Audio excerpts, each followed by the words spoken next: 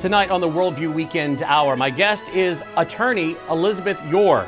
She spent some time at the Vatican meeting with Pope Francis, Jesuit Pope Francis, and several others. She was shocked who she saw in the room. Globalist. She'll explain to us how Pope Francis, the first Jesuit Pope ever, is working to promote Marxism globally, or what we would also call globalism, international communism, or international socialism. You'll hear about how he has made a secret deal with Communist China and turned a blind eye to the persecution of those who are Catholics as well as evangelicals in China. We'll talk about how indeed the communists have worked double time to take over not only the Catholic Church, but the Protestant Church to build a one world system. The Worldview Weekend Hour begins right now.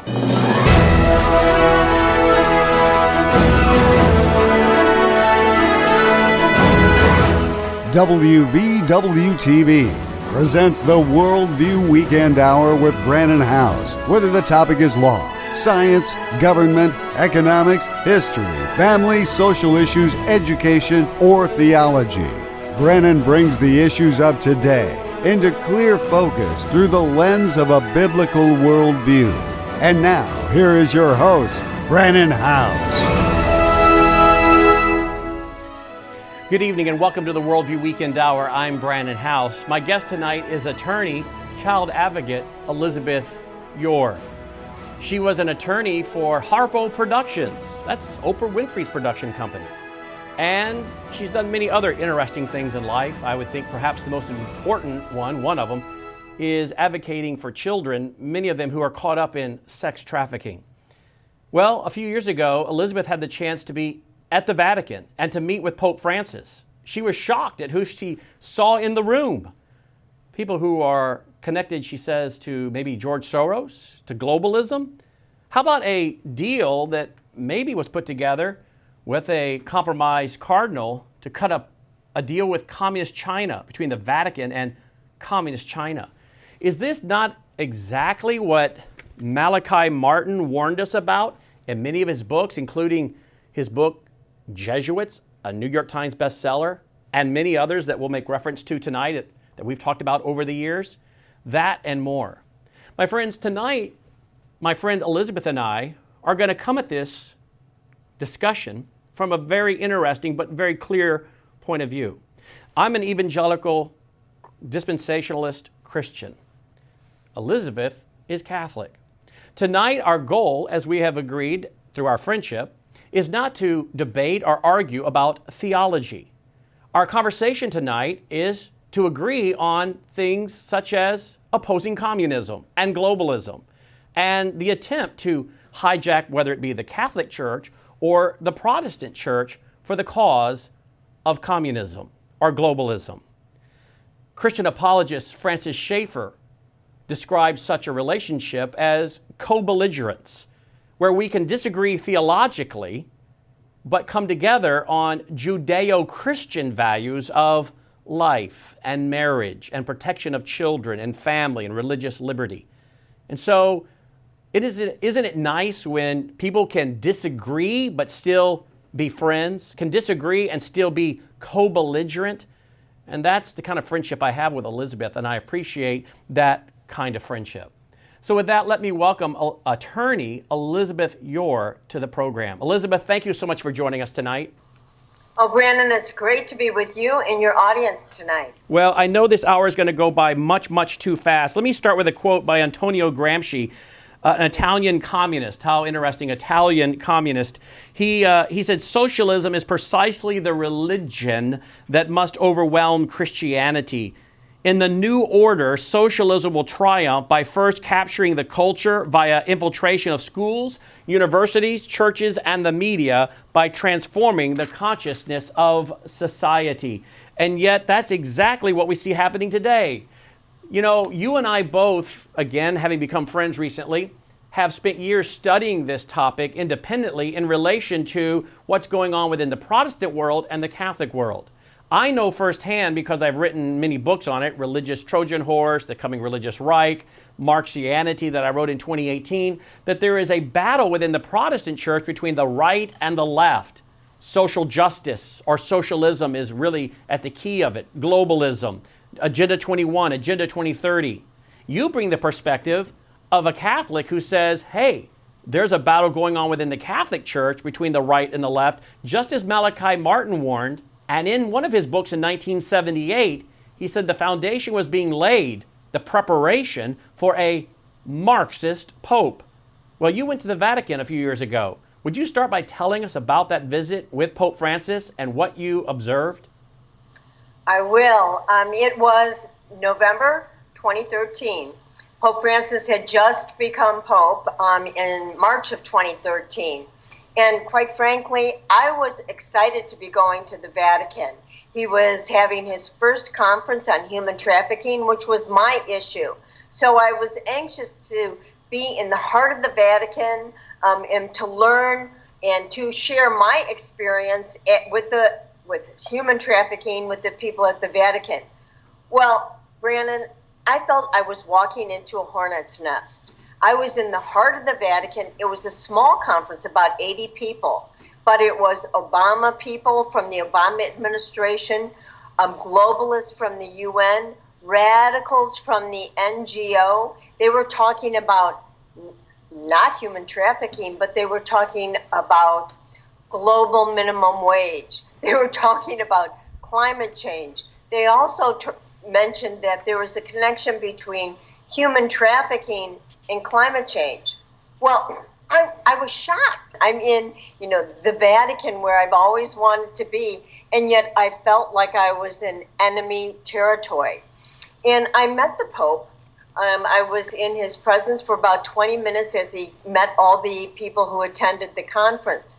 And I was very disturbed by, my gut was telling me something wasn't right, but I was not trusting my gut. I was, thinking, well, maybe I'm not right. But what I did when I left the Vatican conference, I promised myself that I would begin to investigate what was going on in the Vatican, because I left and my soul was unnerved. And I felt a sense of unease when I left the Vatican in this conference. It was as if I didn't believe my eyes and ears. I was shocked to know and see all these radicals talking all this globalism. And I was expecting to go to a conference where we were really going to talk about helping victims in this international sex trafficking. So what I realized and found out as I began down this path, this rabbit hole, into the catacombs of Rome and into the catacombs of my religion, is I realized that this Pope, Pope Francis, was embracing a globalist agenda. And Brandon, what I realized was that, to my horror, that embedded into the Vatican was the brain trust of George Soros. These men like Dr. Jeffrey Sachs from Colombia, head of the UN Sustainable Development Goals, head of the Millennial Development Goals. He was, I say, parked at the Vatican for the last 7 years. He has spoken as an expert over 30 times at the Vatican. He has also written documents for the Vatican and for the Pope. This has been the climate change agenda, which we all know is the mechanism by which they will impose the globalist, what used to be the New World Order, but now recently has become the global reset. And if you look at all the encyclicals of this, what I consider a pope from Argentina who had embraced liberation theology, and as you and I have talked, liberation theology was a creation of the Soviets in order to destabilize the Catholic Church in South America. And lo and behold, it did just that. It brought in Marxism to undermine the Catholic Church. Well, this Pope has, from the very beginning, both in his encyclicals and his conferences, has embraced this globalist agenda. He has undermined capitalism in encyclicals. He has written about the importance of humanism. He has talked about the importance of climate change and really has transformed the Vatican in the last 7 years into a platform for the globalists. You know, I always used to argue climate change never could find a moral voice, right? Leo DiCaprio wasn't going to fit the bill and Al Gore wasn't going to fit the bill.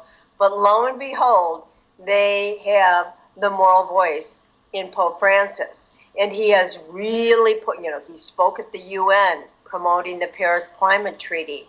And similarly, in 2016, you may recall, the Pope got involved in politics. He called Donald Trump unchristian for building a wall. Now, I'm sure many of your audience has been to Rome and been to the Vatican and seen the 37-foot cement wall that surrounds the Vatican. So it's a little odd that he would be criticizing Trump in the importance, and he has criticized patriotic sovereignty. He has criticized capitalism, and he has been really on a rant against this administration.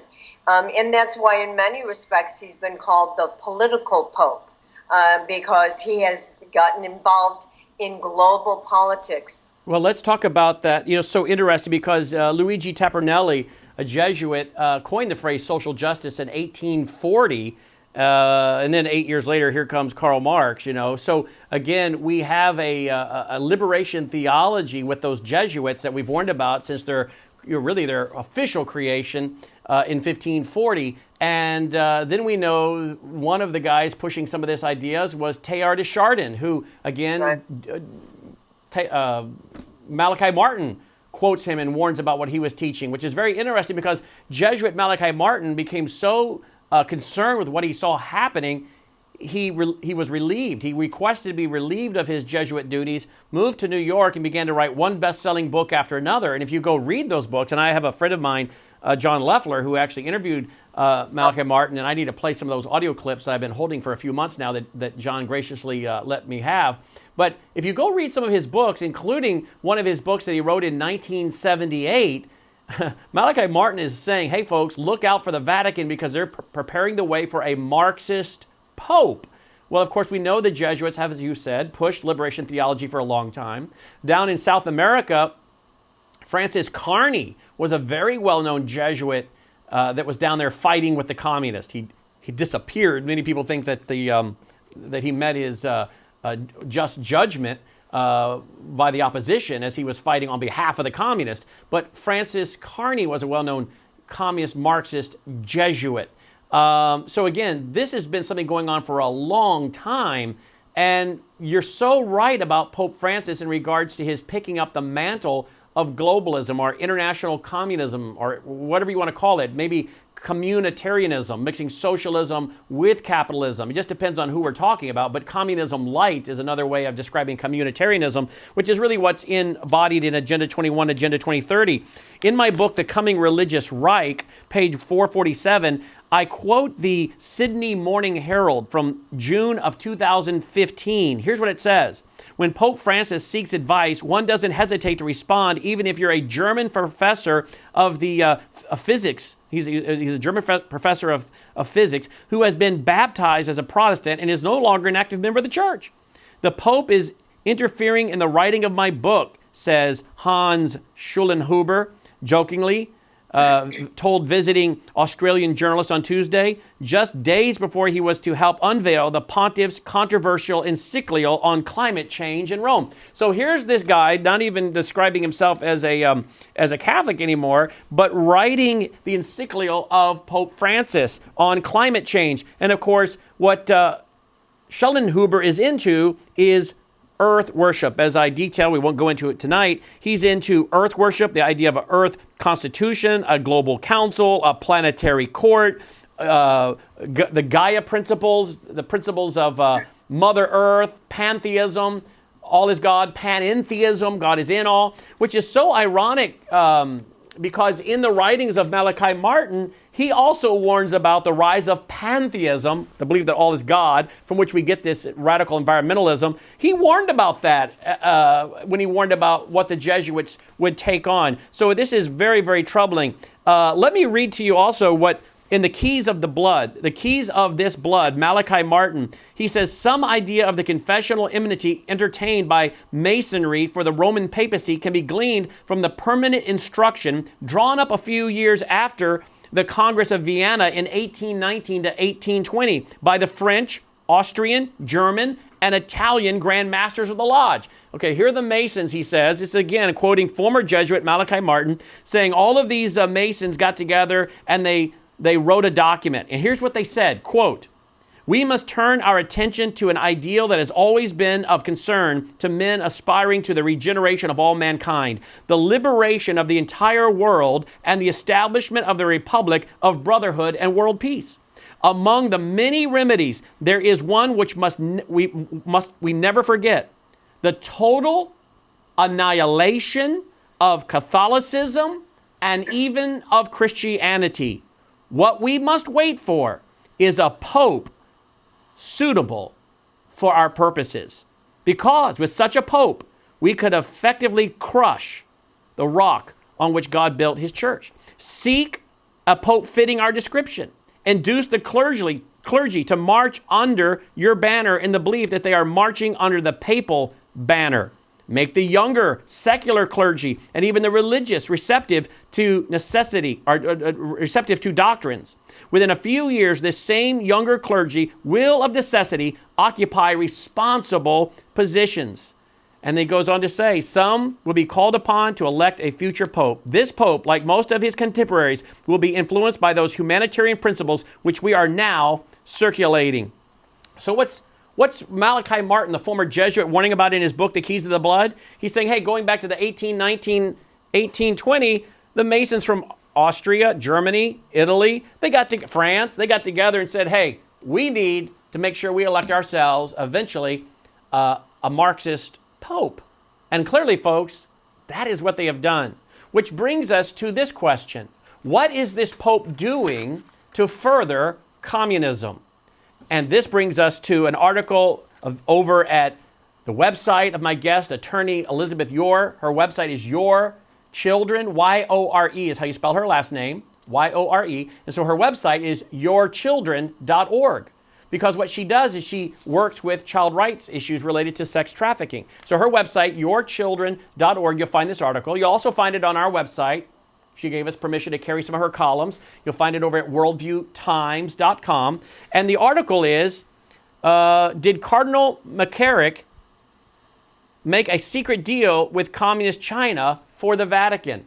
So if Pope Francis is a Marxist, and we have every reason to believe that he is, what is he doing to undermine freedom around the world? Let's start with China. In 1980, apparently this cardinal, who, by the way, I see is back in the news this week. Maybe you can tell us why this cardinal is back in the news. But Cardinal McCarrick, well, he was approached by the KGB, you say, in the 1980s. Tell us, first of all, why is he back in the news? And then pick it up with why the KGB was interested in him in the 1980s. Sure. Cardinal Theodore McCarrick was the most powerful prelate in the United States, probably around the world, for about 20-25 years. He traveled around the world for all of our presidents, I might add, as a diplomat, pushing the interfaith dialogue. You'll recognize that, Brannon. He was a serial predator of the worst kind. He was a monster and had preyed on boys and seminarians throughout his entire career. But because he was a prolific fundraiser and was able to silence other prelates and silence the victims, he was able to, for probably 50 or 60 years, continue on his not only path to power, but also his path of destruction upon all these victims. Interestingly, and I think I'll go back a little bit. In 1929, Bella Dodd was the head of the Communist Party in the United States of America. And on directions from Moscow, she was ordered to groom, lure, hire 1,100 men and insert them into the seminary system as communist infiltrators into the Catholic Church. She was enormously successful, not only in recruiting these men, but also in 1954, she said some of them are in important positions as cardinals in the United States as well as in the Vatican. So there was a concerted effort by Moscow and the communists to insert into the Catholic Church communists. One of the people, it has been said, who was one of those recruits at some point was Ted McCarrick, because he went to St. Gallen, Switzerland, which is one of the headquarters for training of communists, and there is, to this day, a recognition that St. Gallen has become the training capital of the communists. In the 1990s into the 2000s, there was a group of radical cardinals who met every year in St. Gallen, Switzerland, to plan for the next pope after John Paul II. Your audience will know and remember John Paul II was the Polish pope. He was anti-virulent against communism. The KGB had a meltdown when he became pope because he was battled them when he was Cardinal of Krakow. And lo and behold, he became the Pope. He and Reagan and Margaret Thatcher worked together to bring down, end the Cold War. But these modern cardinals who were meeting in secret in St. Gallen, they even called themselves the St. Gallen Mafia. And it's believed that McCarrick, this predator cardinal who was climbing up the ladder in the Catholic Church in America, also would meet with them.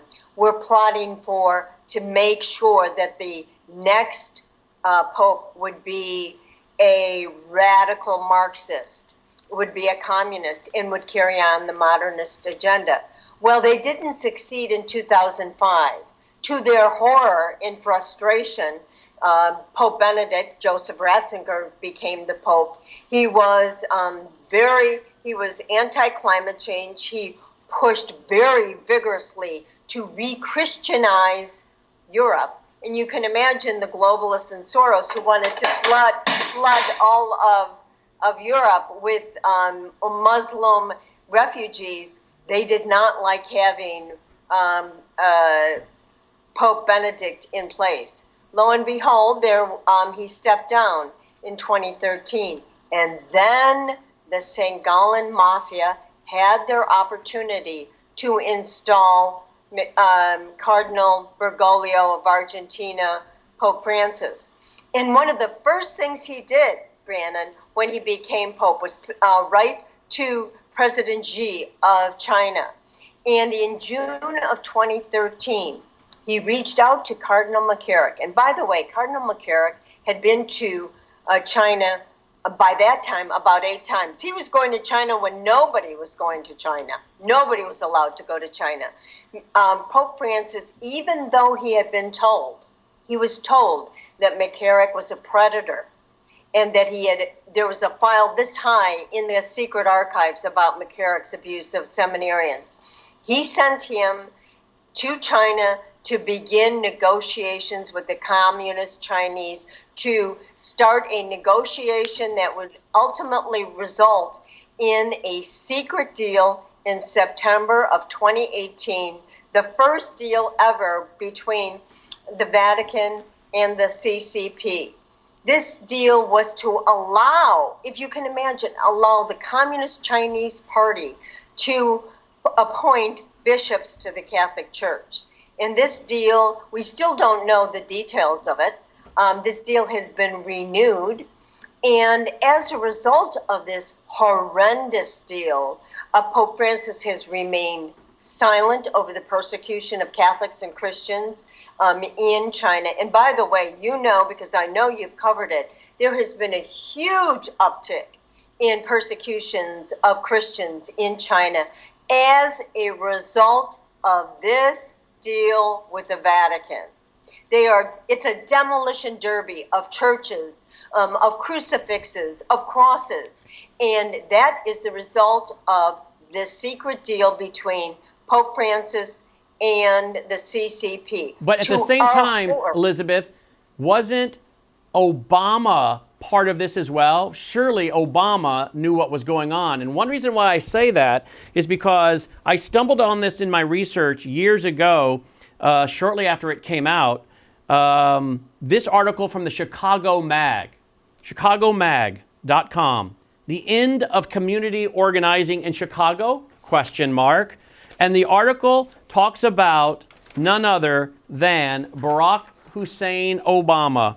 And the article says, it has now been more than 4 years since Barack Obama threw an arm around Gregory Galuzzo in Iowa and confided that whenever anybody asked how his presidential campaign had so quickly assembled its grassroots operation, he would credit Galuzzo's membership, a former Jesuit priest who'd been drawn to Chicago by the work of Saul Alinsky. Of course, that's Saul the Red Alinsky. So this Jesuit, Galuzzo, Obama admits, according to Chicago Mag, helped him win the primary in Iowa, go on to become president. So my question to you, Elizabeth, is surely Barack Obama knew about this, was fine with it, and so now you have really, I believe, the coming together of these two men that allow for the kind of persecution taking place in China that you're talking about, which is under his presidency, 8 years of Obama, we saw this rapid growth of persecution of Christians. You're saying under the rise of Pope Francis, you see the persecution of traditional Catholics. Then we see under Obama the rise of persecution of evangelical Christians. So there seems to be a scissor strategy that's coming here. So what role did Obama play in this? Well, let me tell you, the plot thickens. In 2014 and 2015, Barack Obama and Joe Biden picked up the phone and invited none other than Cardinal Ted McCarrick into the White House, into the SCIF, to discuss a secret plan, another secret plan. You know, the communists like to deal with secret plans. To normalize relationships between the United States and communist Cuba, the brutal regime of the Castro brothers. And who, by the way, Castro went to Jesuit schools. Yes, that's right. That's right. And between Pope Francis and Ted McCarrick and Joe Biden and Barack Obama, they began secret diplomatic channels between Cuba, Havana, the White House, and the Vatican. And the Vatican assisted the Obama administration with the help of Ted McCarrick, the serial predator, to normalize relations. Now, Brandon, these negotiations were so secret that the Cuba person on the Cuba desk at the State Department didn't even know they were going on.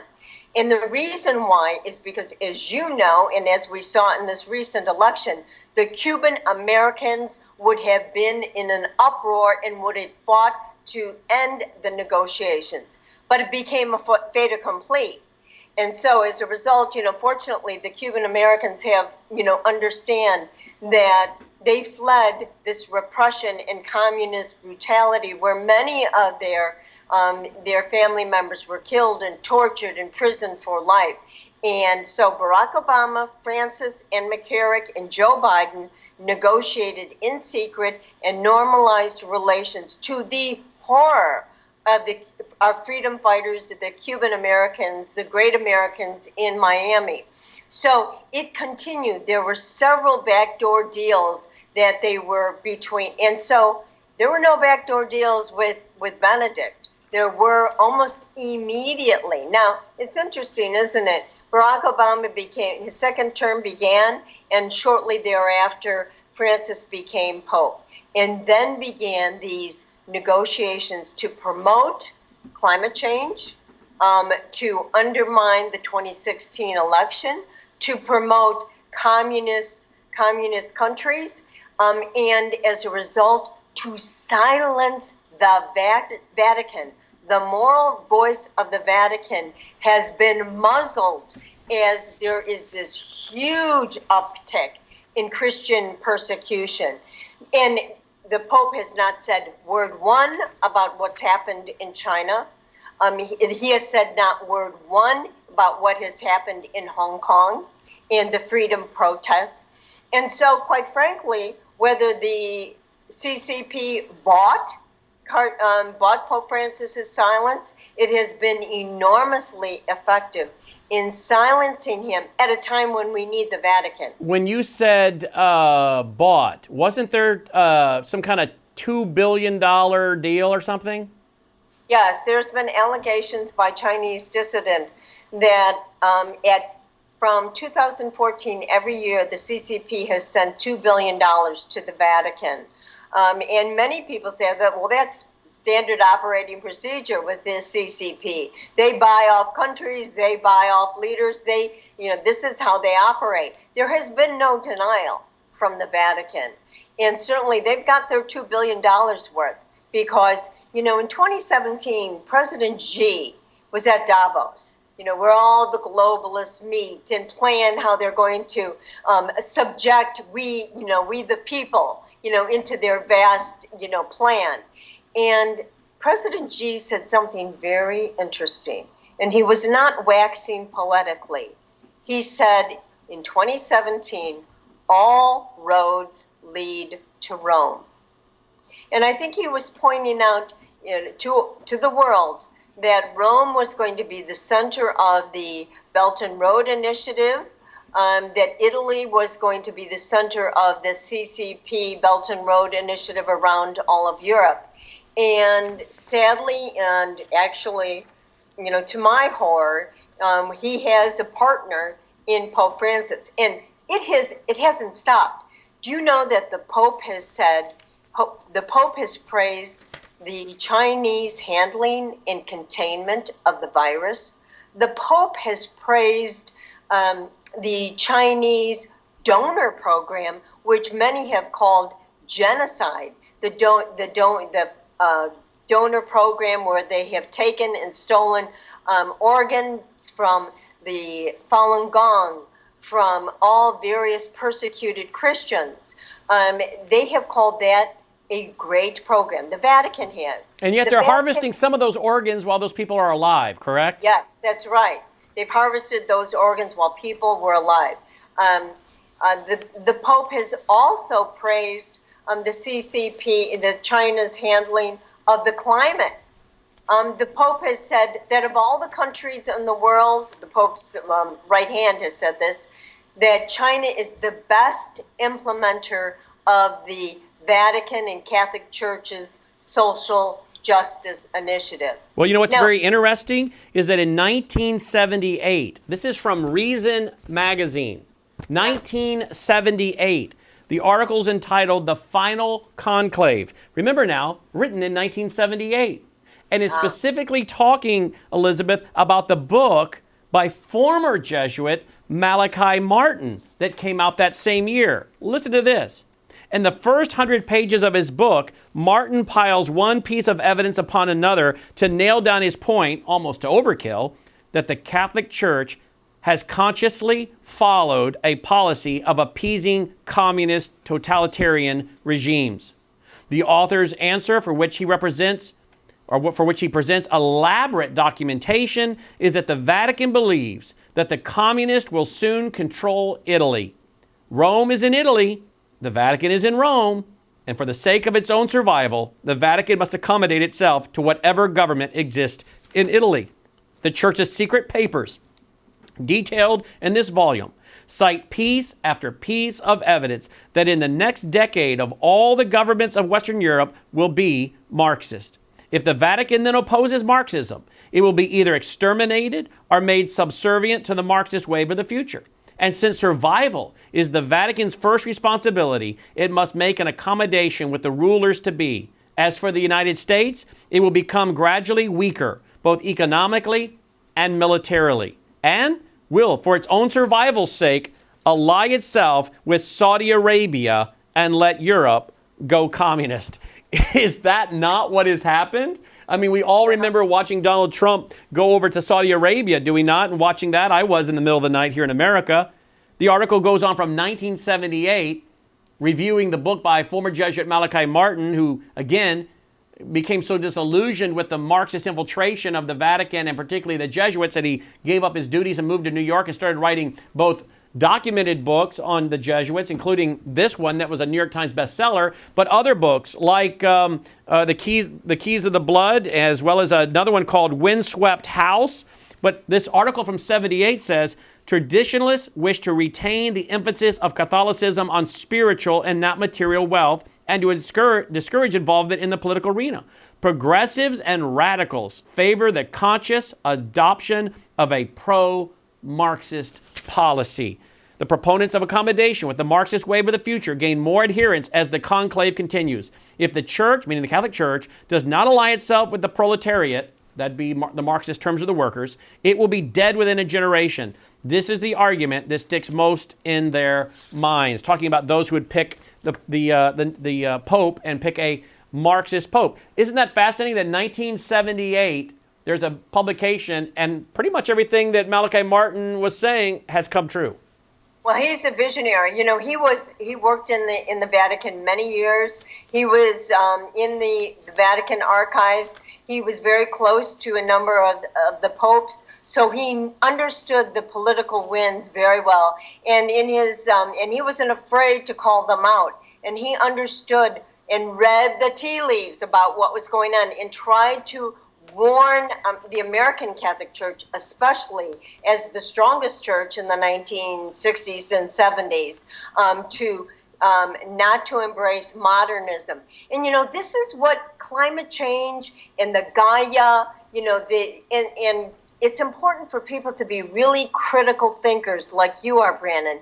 The language that they use is, for example, and this Pope does this, they want to return the soul to Mother Nature. Mother Nature doesn't have a soul. Man has a soul. Yeah, this is just total cosmic humanism, pantheism, panentheism. You know, what's interesting, too, it's amazing, the things you say, and then I have the research on the desk, and we've not rehearsed any of this. In 1884, Catholic priest P. Hutchety, professor of theology, Grand Seminary at Laval, France, in the history of the Antichrist, wrote, quote, "But it does not suffice to destroy. It is only absolutely necessary to build up again. The world cannot subsist long in a vacuum. It must have a religion. It must have a philosophy. It must have an authority. A revolution will furnish all these. Instead of the reasonable and supernatural religion of Jesus Christ, revolution will preach pantheism," end quote. Pantheism, all is God. Mother Earth, Gaia. 1884. Humanism, fraternity. Yeah. You know, those are the buzzwords that, you know, we have to be very aware of. For example, they will use this language. We all seek a common home. A common good. A common destiny. Communism.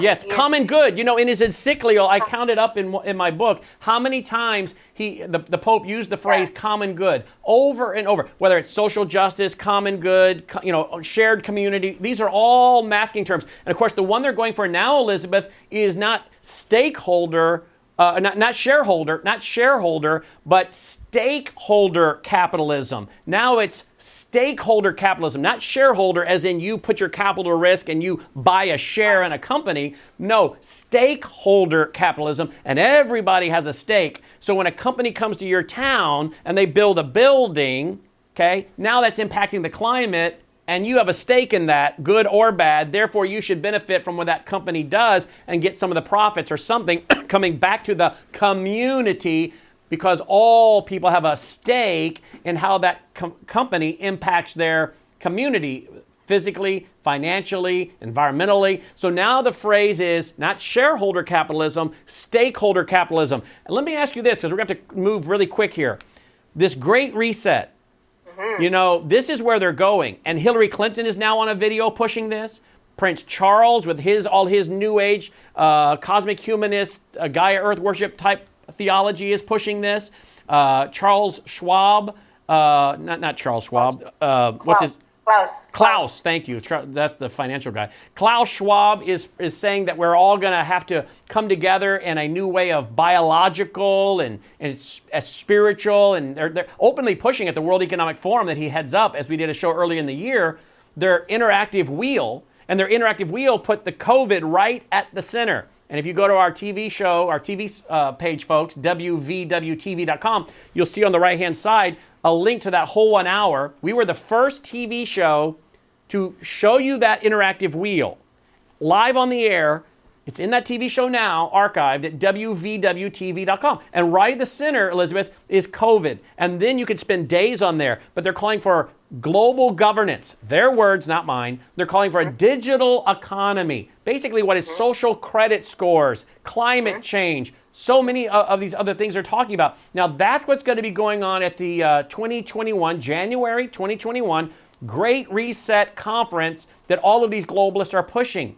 And really, Pope Francis has already bought into it because it's all based on sustainable development. Agenda 21 from the Earth Summit in Rio in '92 that George H. Bush signed America into. And now it's called Agenda 2030. And Pope Francis has signed right onto it. By the way, there are many in the Protestant church here in America that have signed right onto it. And by the way, many within the Southern Baptist Convention, the largest Protestant association or denomination, whatever you want to call it, they passed a resolution a few years ago, Proposition 9, I think it was, Resolution 9, affirming critical race theory, Marxism. This is the stuff I wrote about in my book, Marxianity. And by the way, I have a book from the early 90s where then the president of the Southern Baptist Convention's Christian Activist Division, Richard Land signed on to this UN document that I still have in my files. So what's really ironic is you have the Protestant churches, you have the Southern Baptist Convention, you have the Catholic groups. There's a war going on between the right and the left in both of these groups. And so Pope Francis is pushing, along with these others, the Great Reset. So with that being said, the Great Reset is coming. I think the COVID was released. It was spread on purpose. It's damaged our economy. It's brought in fear. It's brought in great anxiety. It's destroying many businesses, small businesses. It's allowing the international businesses to continue. And then we bring in the issue of the Great Reset and resetting the dollar and going to a global currency, which, by the way, the emergency coronavirus legislation they offered up at the beginning of the year had a digital dollar in there, and then they pulled it out. Well, when they do that, folks, they finally get that, that will allow them to reset the currency and take away 40% of your purchasing power. Boom, gone. So this will also allow them to move on to what is called modern monetary theory. They won't have to worry about taxing you so much because they can tax you through the hidden tax of inflation, Keynesian economics. As John Maynard Keynes said, by a continuous process of inflation, we can inflate the currency and destroy the majority of the people's wealth, and not one man in a million will know what we're doing. So they don't have to tax you by saying, we're going to raise your taxes. They tax you by destroying the purchasing power of your dollar. And what are the central banks of the world doing with their headquarters in Basel, Switzerland? They're all buying up, as you can go see, large amounts of hard assets. What does the Vatican own? A ton of hard assets. Probably the first or second largest property owner in the world. So, Elizabeth, we see that they are preparing for not only a reset with national sovereignty and moving away from nationalism as in borders, but to a globalism, but they're going to call for a reset of the world's economy. And by destroying it, more people will be open to it, because a lot of people who didn't want international socialism, well, now that their business has been destroyed by politicians, now they're like, well, what choice do I have? They've taken everything from me. This is making a lot more people accept the idea of the Great Reset. What say you? Yes, and they did it in 8 months, didn't they? Yeah. It happened in 8 short months. And, what I also want to warn your leaders, your listeners, is that they're going to use promises of utopia on earth. Jeff Sachs, the expert, at the Vatican, the Soros Brain Trust, wrote a book called The End of Poverty. They will promise the end of poverty, global peace, utopia on earth. And they will also do that in the same breath. They will push the panic button, much like Paul Ehrlich did with the population bomb. They will say, fear tactics, the sky is falling, we are at the tipping point, we must do this, and we have the solution. It's the Sustainable Development Goals. But folks, what I learned when I was at the Vatican, and I'm going to share this with you, with Sustainable Development Goals, they keep moving the goalpost. For example, when I was at the Vatican, they said, oh, if we adopt Sustainable Development Goals, we will end human trafficking, sex trafficking in 2020. Brandon, I was like, well, I'll be around hopefully in 2020. Then not only 2 months later, they were talking at the UN, and the deadline was 2015 or 2030. And so they keep moving the goalposts, thinking that nobody is going to be paying attention. They're going to make promises about peace, ending poverty. This is utopia on earth. Well, that's just straight Karl Marx. I mean, that's naturalistic humanism, that's materialism, that's dialectical materialism of Karl Marx that we talk about in so many of our publications. We've only got now about 11 minutes, so again, the time is getting away. Let's talk about sex trafficking. Let's talk about people that are compromised. We see that the Cardinal, they go to Cardinal, what's his name, McCarrick, and the FBI says, hey, we noticed the KGB, this is in the 1980s, we noticed the KGB wants to grab a hold of you, now come work for us. He told him no, didn't he? Well, that's what the footnote they did a report, the Vatican did a report on McCarrick because it was such a huge scandal in the church. But buried in a footnote, and because I'm a lawyer, I look at footnotes, is a little vignette about McCarrick was approached in the 1980s by the deputy head of the Soviet mission at the UN, who was a known KGB agent and operative. And he was trying to flip McCarrick to talk, to be an agent, an asset for the KGB. You know, obviously McCarrick would have been a prime contact because, number one, he traveled the world. He went to the Vatican at least 5 or 6 times a year. He was blackmailable, and he could be bought off by the KGB. Now, the note makes it unclear whether or not he was able to, and what happened was the FBI was watching this deputy head of missions, and all of a sudden the FBI said, this guy's talking to Cardinal McCarrick. We better talk to Cardinal McCarrick and see if we can get him to be one of our assets, a counterintelligence asset. Well, McCarrick apparently didn't want to have anything to do with working for the FBI. My question is, did Cardinal McCarrick work for the KGB? That's the unanswered question. And if you look at this report that was just finished by the Vatican, McCarrick went to Russia the next year. He went to Moscow the following year. He went to Beijing the next year. He went to Cuba.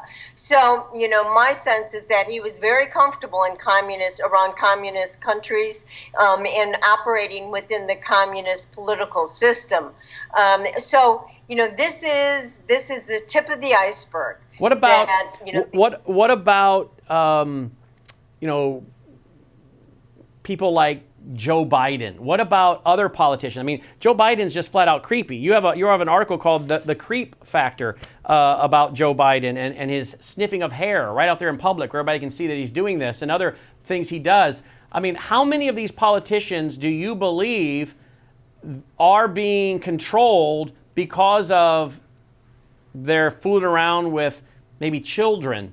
And what do you see? I'm not accusing Joe Biden of anything because I don't know anything, but what's going on with Joe Biden and the way he acts with kids in public? Why did you write the article called The Creep Factor, which of course I think Joe Biden is an agent of China. That's my opinion based on what I'm watching with his son. So again, it seems like it's all falling into place real well for them to put this guy into the White House. And now I know that tonight folks are probably really upset about the news about Sidney Powell, but my sources are saying just chill, wait, this may be something different, let's just see what happens. But if Biden gets in, you got a guy that I think is an agent of China, but maybe like McCarrick, he has a little bit of a creep issue. What say you?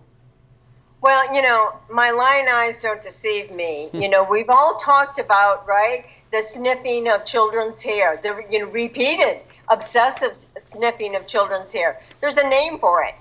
Psychologists understand that it's called trichophilia. I'm not going to diagnose him, but that behavior, which gives all of us kind of the creep factor, are very concerned, is a diagnosed sexual disorder. Be that as it may, look at the Hunter Biden laptop. You want to look at sexual preferences and behavior and peccadillos that Hunter is highly blackmailable. That horrible laptop, which had not only, I'm told, child porn, all sorts of possible sexual crimes against children on it, let alone all the financial fraud in investigation in curious, very troubling behavior with the Chinese Communist Party, including huge billions of dollars from Ukraine, billions of dollars from the CCP. That is what is going to be on Air Force One. Hunter Biden is probably hoping that Air Force One is being revved up for his next trip to Beijing. I mean, these are the kinds of people that the KGB and the CCP, because they are blackmailable, they will approach them with be able to turn against their country, to turn against and buy them off because they have secrets that they don't want the world to see. And the sex trafficking, whether it's at the Epstein level or at the street level, this is a criminal activity that operates in secrecy. And so your audience, and I've, having spent 30 years, finding children, looking for missing kids, protecting children, I trust the American people. When their gut tells them something's wrong, that a child might be in trouble, they intervene oftentimes. They pick up the phone and call the police. They're the ones who find missing children. That's the dirty little secret. It's the American people. Well, that brings up a very interesting point. Why are the U.S. Marshals? Why is the FBI? They find them every now and then. But if we can track down Iranian generals and number 1 and 2 of Al-Qaeda through their phones and computers and drone strike them, you're telling me we can't find these sex trafficking rings in America? I have to wonder, did the FBI reportedly turn a blind eye to Jeffrey Epstein? Did they know for a long time that Jeffrey was up to what he was doing and people had complained about him? Do we have at the highest levels of our government sex rings being used to co-opt religious leaders, business leaders, financial leaders, and politicians?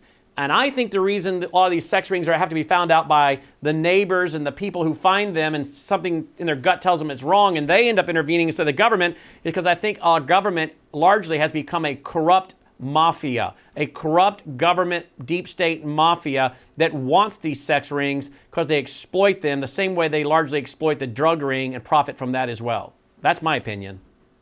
Well, it's very lucrative. Sex trafficking is more lucrative than gun running and drugs because they can use these children again and again. And my concern is that, look, they've had the Hunter Biden laptop since 2019, probably even earlier than that, and nothing was done. Kids are on the low level of federal law enforcement and even state, they don't want to do those cases. Those require hard work. And in my opinion, the biggest rewards are when you find and rescue a child. There is no high like saving a child's life. And yet the law enforcement operatives, both in the FBI and elsewhere, they're not interested in breaking these cases, especially when they start looking that there are powerful people who are operating and exploiting these children. What did you make of Ted Gunderson? Did you ever know Ted Gunderson? Is he credible? He's a former FBI agent that I think at one time even ran the FBI field office here in Memphis and other places. But his speeches are out online. He's passed away. He actually passed away here in Memphis, I think in his 80s a few years ago. Was he credible? Yeah, I believe he was credible. I did not know him.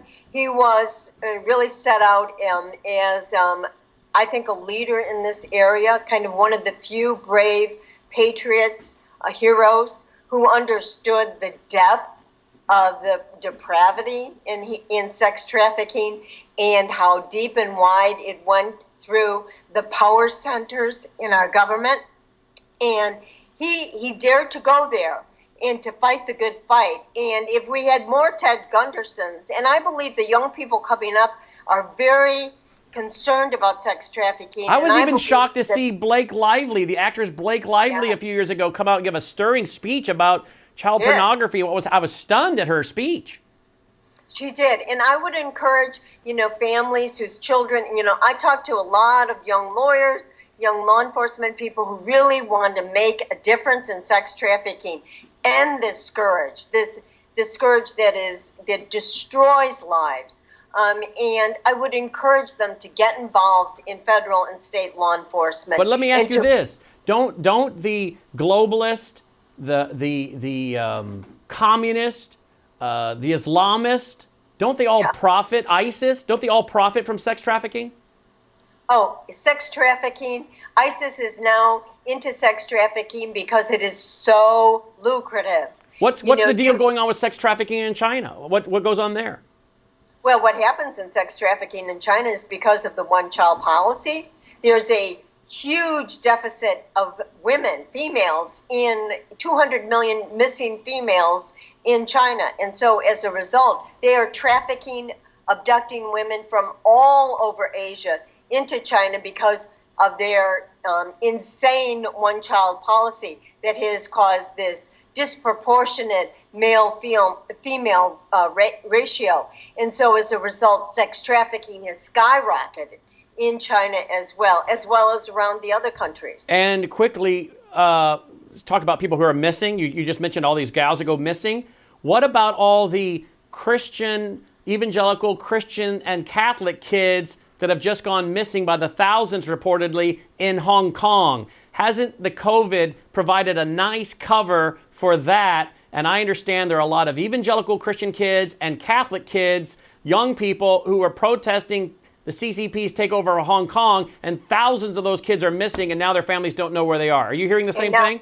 Yes, I am, and they're in mainland China, and Americans have to scream bloody murder to get those kids returned, because guess what? Pope Francis has been silent about those children and pastors. Well, here's Malachi Martin again writing in his book, Windswept House. It was a fictional book based on fact, and the description of the book said the Cold War's ended with a scope and daring not possible until now, an unlikely international alliance of top-level political, financial, and religious interest sees the way clear at last to its ultimate goal, the establishment of a single global society utopia. These are men with nothing in common but immense power and a towering ambition for still more, with world unity and prosperity as their slogan. And what is Biden's slogan? Build back better, right? That's a UN slogan, by the way. And with betrayal, scandal, and murder as their ready weapons. Look at that. With betrayal, scandal, sex trafficking, and trap people, and murder as their ready weapons, they have the means and the will to capture the perfect global machinery for their plans. The oldest, wildest, and most stable political chancery in the world, the Vatican. And that's from the book by Malachi Martin, a former Jesuit, warning years ago. My guest has been attorney Elizabeth Yore. Her website is Yore, Y-O-R-E, Your Children, Y-O-R-E, that's her last name, yourchildren.org. Elizabeth, I know we'll have you back. Thank you for being my guest tonight. Thank you, Brandon. It was a delight to be with you tonight. Well, my friends, this is what you do. This is how you do it. We didn't seek to find a theological agreement on things here. She's Catholic, I'm evangelical, a Bible-believing Christian, and so we came together to talk about the big picture of the Judeo-Christian issues of the world. National sovereignty, borders, children, fighting communism. And you know what? It's good to be co-belligerent with people that understand the battle going on in their area as we do in ours, and then try to warn people. And that's what we've done tonight. And we've done it, I think, appropriately according to our own religious convictions. Now, my friends, if you appreciate what we're doing, if you appreciate this broadcast, And then we give people a platform to tell us what's happening in the world. I mean, she was there in the Vatican, folks. She was there in the Vatican. She saw it, and now she gave us a firsthand report. If you appreciate what we're doing, it is so vital as we come toward the end of the year that we receive your tax-deductible contribution. We are listener-supported. So will you go right now to WVWfoundation.com and make a tax-deductible contribution? You'll also find our mailing address there if you prefer to give by mail, or our phone number if you prefer to give over the phone. However you give and however much you give, thank you. It's vital we have your tax-deductible support. We are listener-supported. And you'll find a lot of new TV shows right now at WVWTV.com, including a brand new TV show by Dr. Peter Vincent Pry on why, if North Korea is allowed to keep their nuclear weapons, they will use them. And of course, who's backing North Korea? America's biggest enemies, Russia, China, Iran, and others. And they're all sharing technology. My friends, so many of these issues collide, don't they? Economic, religious, geopolitical, borders, national security, they're all colliding, and we try to help you understand them. So folks, again, we appreciate your support at WVWfoundation.com. Thanks again to my guest, Elizabeth Yoreon.